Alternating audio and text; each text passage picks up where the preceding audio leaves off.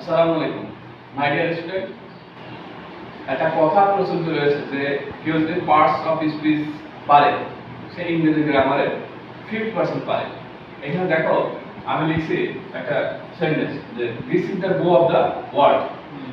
এখানে আমি ইন্ডিকেট করছি যে গো কোন পার্টস অফ স্পিচ। তুই বলো গো। গো কি বলো? গো পার্টস অফ না, noun, pronoun, adjective, verb, adverb কোনটা? নাউন গো মানে কি? যাওয়া যাওয়া। গো এখানে কি? প্রোনাউন ভার্ব গো কি? Verb verb. গো মানে যাওয়া।